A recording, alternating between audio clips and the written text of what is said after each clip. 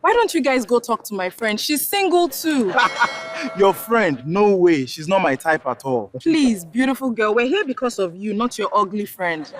What if I told you that the person standing right beside you, calling herself your best friend, was the very reason your life kept falling apart?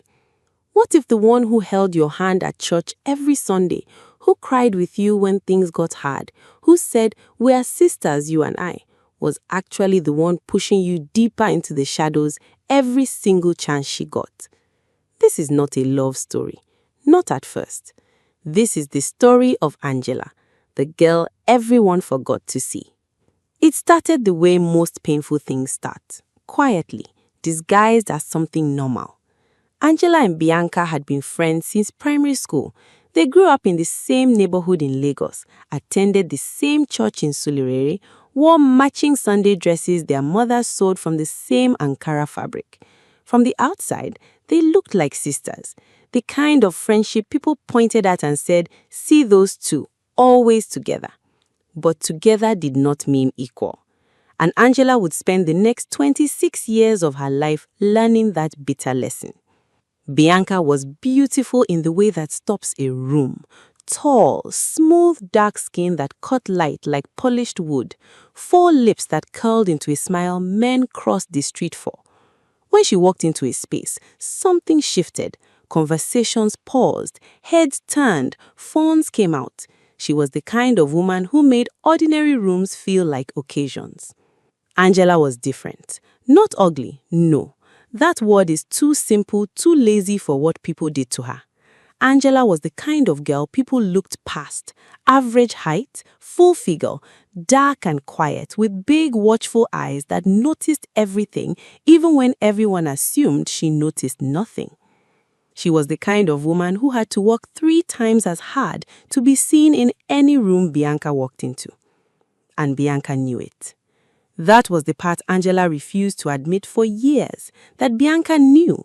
And not only did she know, she arranged things that way. Little arrangements, invisible ones, the kind that leave no fingerprints. At church, Bianca would wear her brightest outfits on the days she knew the visiting pastor was coming. She would position herself in the center of every photo and stare Angela gently to the edge. "Stand there, Angie, the light is better." The light was never better, but Angela smiled and moved to the edge every single time. At family gatherings, when aunties asked Bianca about her life, she answered in full color, her new job, her new bag, her suitors. When they turned to Angela, Bianca would jump in first. "Angela is still finding herself, how she is," said with a smile, said with love in her voice, said in a way that closed every door before Angela could even reach the handle. The boys were the worst part. Every boy Angela liked in university. And there were not many because Angela protected her heart like it was something fragile. Somehow ended up in Bianca's orbit. Not because Bianca wanted them, not even because she pursued them, simply because she could. Bianca collected attention the way some people collect receipts, casually, unconsciously, or so it appeared. Angela's mother saw it once, just once. She pulled Angela aside after a family naming ceremony, where 3 different men had asked Bianca for her number while Angela sat at the table alone eating jollof rice. "That girl," her mother said, voice low, eyes sharp. "She is not your friend, Angela. She is your mirror, but cracked. Everything you should have, she holds up to herself first."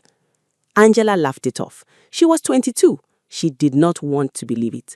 It was easier to believe the problem was her looks, her weight, her quietness, her inability to shine. So she kept walking into rooms and sitting at the edges. She kept smiling in photos she had been pushed out of. She kept laughing at jokes made at her expense, because at least the laughter meant she was there. At least it meant someone noticed her enough to mock her. That is what loneliness does to a person. It makes them grateful for the wrong things.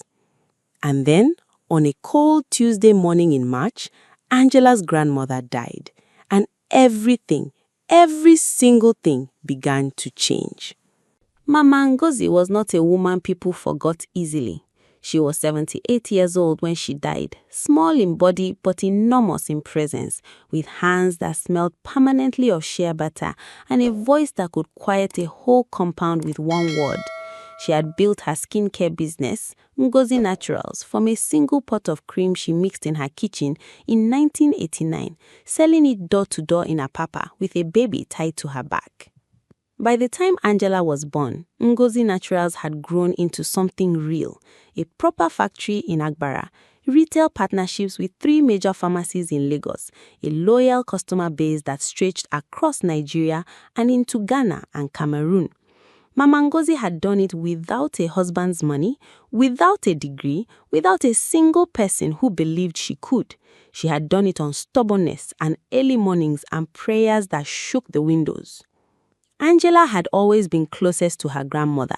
Every school holiday, while other children went to Ibadan or Port Harcourt to visit relatives, Angela took a danfo to Mama Ngozi's house in Isale Eko and sat in that kitchen watching her work, learning recipes, learning silence, learning what it meant to build something with your own 2 hands. People will always look at what shines on the outside, Mama Ngozi told her once, while stirring a pot of black soap. But the woman who knows what is inside, that woman can never be beaten. Angela had written it in her journal. She was 14. She did not fully understand it then. She understood it now. The reading of the will took place in a lawyer's office in Victoria Island on a Thursday. Angela wore her best black dress, the one she had bought 2 sizes too small because the shop was closing and it was on discount. She sat in a leather chair across from her mother, 2 aunties, and Mama Ngozi's eldest son, Uncle Emeka, who had already begun mentioning expansion plans as if the old woman's body was not yet cold. When the lawyer opened the envelope and began reading, the room was still. To my children, I leave the properties in Surulere and Festac to be shared equally among them. Uncle Emeka nodded, expected, reasonable. To my granddaughter, Angela Okafor, I leave full ownership and operational control of Ngozi Naturals, its brand, its assets, its factory, its accounts, and its future. The room did not just go quiet, it collapsed. Uncle Emeka's chair scraped back. This is a mistake. He said it like a fact, not a question, like the lawyer had made an arithmetic error. Emeka Jr. has been managing that company for 3 years. Angela knows nothing about business. Angela sat very still. She had learned stillness from years of practice, from sitting at edges of photos, from swallowing words at gatherings, from absorbing blows dressed as jokes. She sat still and she breathed. The lawyer adjusted his glasses. There is no mistake, sir. Mrs. Ngozi Okafor signed this document herself in this office 8 months before her passing. It is legal and binding. Angela's mother reached across and squeezed her hand so hard it hurt. The aunties whispered. Uncle Emeka called his son. Someone said Angela was too young, too inexperienced, too soft. Someone else said the old woman had clearly lost her mind near the end. The voices rose and tangled and crowded the small office. Angela stood up. She did not raise her voice. She did not argue. She picked up her copy of the will, folded it carefully, put it into her bag, and said, quietly, clearly, with all 26 years of sitting at the edges of rooms packed tightly behind her words, I will be at the factory Monday morning. Anyone who wants to discuss operations can meet me there. She walked out. In the lift, alone, going down 15 floors, Angela leaned against the cold metal wall and pressed her hand flat against her chest. Her heart was going like a market on Saturday. She was terrified. She was shaking. But underneath the fear, beneath the shaking, something else was stirring, something she had not felt in a long time, something that felt almost like recognition, like she was finally standing in the right room, in the center this time, not the edge. She pulled out her phone and sent one message to Bianca. You won't believe what just happened. Bianca responded in 4 seconds. Tell me everything, babe. Angela almost did. Then she stopped herself, put the phone back into her bag, pressed the lobby button. Some things, she decided, were better kept close until you knew what they were. The first 6 months were brutal. If anyone had told Angela that inheriting a company would feel like being pushed off a cliff and told to grow wings before you hit the ground, she would have believed them completely. The factory manager, Mr. Tunde, was 60 years old and had worked for Mama Ngozi for 22 years. He was polite in the way experienced men are polite to young women. Surface level, patient, and deeply unconvinced. He answered every question Angela asked with the kind of tone reserved for explaining things to children. That's not how we do it here. That sentence became the sound of her first 3 months. Emeka Jr., her cousin, who had been running the company before the will was read, stopped showing up entirely. He took 3 senior staff members with him when he left. He also, Angela later discovered, attempted to take a list of their top wholesale clients, a move she caught only because Mama Ngozi's personal secretary, a small, fierce woman named Mrs. Bello, had been loyally documenting everything since the funeral. "Your grandmother told me to watch," Mrs. Bello said, simply, sliding a folder across the desk. "So I watched." Angela read every page of that folder. Then she read it again. Then she stayed in the factory until midnight for 11 nights in a row, learning every part of that business the way you learn a language you should have grown up speaking. She made mistakes. Of course she did. She approved a packaging deal that cost them more than it saved. She misread a supplier contract and had to renegotiate from a position of weakness. She hired a marketing consultant who turned out to know nothing useful. Each mistake cost money, cost time, cost confidence. But here is what nobody tells you about a woman who has spent her whole life being underestimated. She has developed a very high tolerance for starting over. Angela had been restarting her confidence since she was 12 years old. She knew how to fall and get back up without making a performance of it. She knew how to absorb a blow and keep moving. She knew how to sit in the discomfort of not knowing and stay there until she understood. By month 4, she had restructured the supply chain. By month 5, she had hired a young chemist fresh out of University of Benin who had ideas about natural formulations that made Angela's eyes go wide with possibility. By month 6, she launched a new product line, skincare products designed specifically for deeper skin tones, African women who had spent decades buying European creams that did not understand their skin. She named the new line Mama's Recipe. The response was not immediate, it never is with things that are real, but it was steady. A beauty blogger in Abuja tried the face oil and posted a video that reached 400,000 people. A woman in Accra tagged Ngozi Naturals in a before and after that went everywhere. A lifestyle magazine in Lagos called and asked if Angela would sit for an interview. She wore a dress she had chosen herself, deep burgundy, tailored to her actual body. Not her body 2 sizes smaller, not her body as she wished it was, her body as it existed, full and real and present. The photographer told her to relax her face. She told him her face was already relaxed. When the magazine cover came out, Angela stood in a pharmacy in Ikeja and looked at herself on the shelf next to the lip balms. She looked at her own face, dark and direct and unapologetic, above the headline, the granddaughter who inherited a legacy and made it her own. She stood there for a full minute, not posing, not performing, just looking. She bought 3 copies, sent 1 to her mother, kept 2 for herself. That same week, she got a call from Bianca.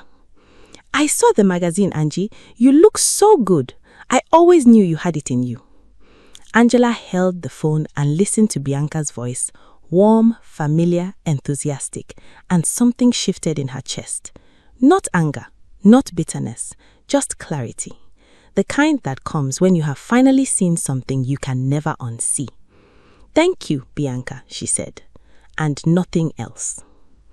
If you've been sleeping on Angela all this time, you need to subscribe to Reina Tales right now, because what comes next will leave your mouth wide open. Hit that subscribe button and the bell so you never miss a story. His name was Derek. Derek Sani, 31 years old, senior brand consultant, sharp dresser, the kind of man who remembered your coffee order and sent voice notes instead of texts. He had been Bianca's fiancé for 2 years, a relationship that had been performed more than lived, full of coordinated couple photos and strategic attendance at the right events. Bianca had introduced him to everyone as my person, which was the kind of language people used when they wanted to make love sound like an acquisition. Derek first came to Angela's office in September, representing a brand strategy firm that Ngozi Naturals had considered for a product launch campaign. It was a professional meeting. He presented well. Angela asked hard questions. He answered harder ones back. They signed a 3-month consulting contract. What Angela did not know then, what she would only find out weeks later, was that Derek and Bianca had been quietly falling apart since April. Bianca had a habit that took years to fully reveal itself. She was a woman who needed control the way some people need air. When she felt a relationship shifting, when she sensed the other person beginning to build something that did not need her, she did not fight for it openly. She dismantled it quietly. A comment here, a whisper there. A slow, gentle erosion of the other person's confidence until they were too uncertain to leave, but too empty to stay. She had done it to Angela for 26 years without Angela fully naming it. She had done it to Derek in 2. She told my mother I had a gambling problem, Derek said one evening, when he and Angela had stayed late reviewing campaign concepts and the conversation had drifted somewhere more honest. I found out from my sister. She had been telling people in our circle things, small things, half-true things for months. By the time I noticed, I was already a different version of myself in everyone's eyes. Angela was very still. She would build you up in private, Derek continued, eyes somewhere else, and undo you in public, so smoothly you never caught the moment it happened. Angela set down her pen. She knew this story. She had lived this story. She had just never heard it told back to her in another person's voice with such clean precision. I ended it in August, he said. I didn't make a scene. I just stopped. Angela nodded slowly. She understood stopping. She had done her own version of it, not with one dramatic moment, but with a series of quiet decisions. The text she did not send, the secret she kept to herself in the elevator, the magazine copy she did not deliver to Bianca's door. She and Derek did not become a love story that night. That is not what this moment was. This moment was 2 people recognizing something true in each other, a shared grammar, a particular kind of wound healing into something stronger and choosing to sit with it a while longer before naming it. What happened in the weeks after was slower than a romance and more important. He brought rigor to her business instincts. She brought emotional intelligence to his strategic thinking. Together, they relaunched Mama's Recipe with a campaign that became one of the most talked about skincare moments in Nigerian social media that year. Billboards went up in Lagos, in Abuja, in Port Harcourt. Angela's face, her actual face, full and dark and undimmed, looked down from those billboards at people walking through traffic. Bianca drove past one in Lekki on a Wednesday afternoon. She was alone in her car. She slowed down without meaning to. She stared at Angela's face for a long time. Then she dialed Angela's number. Angela let it ring. The night of the Ngozi Naturals Anniversary Gala was the kind of night that rewrites the way you remember your past. The event was held at a rooftop venue in Victoria Island. Clean white lights, long tables draped in ivory, the smell of good food and expensive perfume moving through warm Lagos air. It was Ngozi Natural's 35th anniversary, and Angela had insisted it also serve as a celebration of the relaunch, the new line, the new direction. Something Mama Ngozi would have been proud of, something real. The guest list was Angela's, built by her choices, shaped by her relationships. Stockists, brand partners, journalists, community leaders, the chemist from Benin who had transformed their formulations, Mrs. Bello in a blue asoake that made her look 20 years younger. Bianca was not on the list. She came anyway. Angela saw her from across the room near the beginning of the evening. Bianca was dressed beautifully. She was always dressed beautifully. That had never been the issue. Standing near the entrance with the specific expression of a person who had arrived somewhere uninvited and was performing the confidence that justified it. Their eyes met. Neither of them moved immediately. Then, Bianca walked toward her with a wide, warm, genuine-seeming smile, the kind of smile that had disarmed her for 26 years. "Angie, this is stunning. Look at what you've done." She spread her arms, gesturing at the room. "I always said you had something special in you. I always told people, that Angela, she is different." Angela took a breath, a real one from deep in her chest. "You told people I was still finding myself," she said, simply, without heat. "At every gathering, every church event, anytime someone asked about me, you said it in front of me, Bianca. You said it like you were being kind." Bianca's smile slowed but did not fall. "Angela, you are being... And the boys, my first boyfriend in year 2, you told him I had said things about him that I never said. I only understood what happened years later when he mentioned it at a reunion. That was so long ago. And Derek." The name landed like a dropped glass. Bianca went very still. "He told me what you did, to his name, to his confidence, to the way the people around him saw him. I didn't have to tell me. I already knew the method. I have felt that method my whole life." Around them, the gala continued. Music, laughter, clinking glasses. Nobody was watching this particular corner of the rooftop. It was just 2 women and 26 years of unspoken truth. Bianca's expression shifted slowly, the smile dropping, something real showing beneath it, something that looked almost like shame, or perhaps only shock at being seen clearly for the first time. "I was afraid of you," Bianca said finally, and her voice was different now, smaller, stripped of performance. "I know that's not what you expected me to say, but it's true. You were always so... You had something I couldn't name, and I didn't know what to do with it. So I managed me," Angela said. "You managed me." Bianca looked away. "I'm sorry, Angela." Angela looked at her, this woman she had loved since they were children in matching Ankara dresses, and felt something loosen in her chest. Not the joy of victory, not the sweetness of revenge, something quieter, the kind of release that only comes when a truth that has lived in your body for decades finally finds its way out through your mouth. "I know you are," Angela said, "but sorry is the beginning of something, not the end. I can't pretend the last 26 years didn't happen. I won't."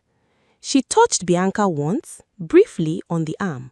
Then she turned and walked back toward her guests, her real guests, the people who had come to celebrate something built on honesty and hard mornings and one grandmother's unshakable faith in a quiet, watchful girl. Derek found her near the bar 5 minutes later. He said nothing. He handed her a glass of juice and stood beside her. That was enough. There is a particular freedom that comes when you stop waiting to be seen by the people who were never going to see you anyway. Angela discovered this freedom slowly, the way you discover most things that change you. Not all at once, but in layers, each one revealing a different version of what was always already true. The year after the gala was the fullest year of Angela's life. Ngozi Naturals expanded. A regional distribution deal with a South African retail chain brought the brand into 7 new markets. The Mama's Recipe line won a Beauty Innovation Award at a Lagos Industry Summit, and Angela stood at the podium in a room of 500 people and delivered a speech without notes, without apology, without once shrinking herself to fit the space. She talked about her grandmother, about the pot of cream in the kitchen in 1989, about what it means to build something from nothing but belief and early mornings. She talked about the years of sitting at the edges of rooms and learning to see everything from there, and how that education, painful as it was, had given her a kind of precision other people had to spend years trying to acquire. When she finished, the room was quiet for exactly 2 seconds. Then it was loud. Her mother was in the 3rd row. She stood before anyone else did. The magazine covers multiplied. Television interviews followed. A documentary crew from a streaming platform contacted Mrs. Bello asking about a possible feature on the Ngozi Naturals story. Angela sat with them for 2 full days and told the truth, all of it, including the parts that were uncomfortable, including the years she spent not believing in herself, including the grandmother who had seen something in her that she could not yet see in herself. The documentary aired on a Thursday. By Friday, Angela's phone had stopped being manageable. Bianca watched it. She watched it alone in her flat in Lekki on a Friday night with the light low and a glass of wine going warm on the table. She watched Angela speak with that quiet certainty, watched the archive footage of Mama Ngozi, watched Derek briefly appear on screen as a creative collaborator, and she understood with complete clarity the full weight of the choices she had made over 26 years. She did not call Angela that night. She did not text. She sat with what she had watched and she let it be uncomfortable. Some lessons can only be received in silence. Angela and Derek took things at their own pace. No performances, no announcements. Just 2 people who had chosen honesty over strategy and found it to look from the outside like a kind of joy. He moved into a role as head of brand partnerships at Ngozi Naturals 6 months later. His first major project was a campaign that featured everyday African women, real ones, full ones, dark ones, quiet ones, wearing nothing but Mama Recipe skincare and the specific confidence of women who have stopped asking for permission to be seen. The billboards went up across Lagos. Angela's aunt, the one who had told her at 20 that she should be grateful anyone noticed her at all, called to say that she had seen the billboard near her estate and that Angela looked very professional.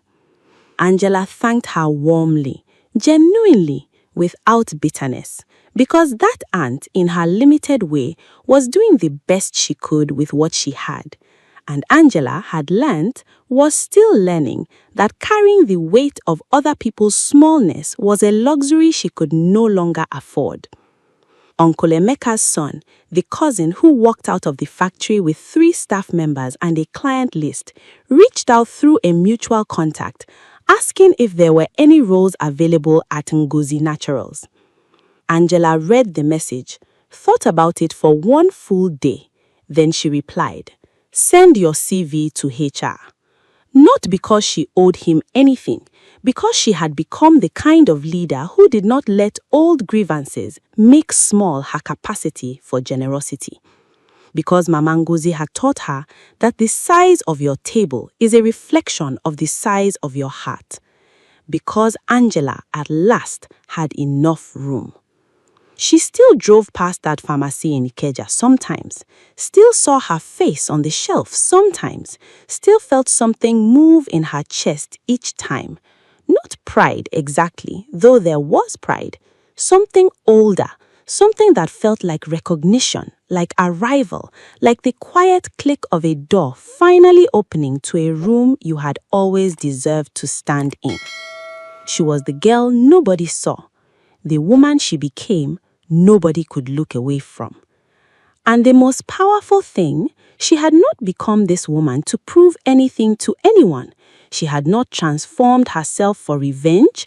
She had not built Ngozi Naturals into a name people respected in order to stand in Bianca's shadow and flip the lights. She had done it because Mama Ngozi believed, long before Angela believed it herself, that her quietest granddaughter, the watchful one, the one who sat in kitchens learning instead of running outside to be seen, was exactly the right person to carry something precious forward. She had done it because it was hers, because it was true, because you cannot outrun the person you are always meant to become. The girl who sat at the edges of every room had built her own room, her own table, her own light. And it was bright enough for everyone. And that's the story. If this story moved you, if you felt Angela's journey somewhere deep in your chest, then this channel is your home. Subscribe to Reina Tales right now and ring that notification bell, because every week we bring you stories like this.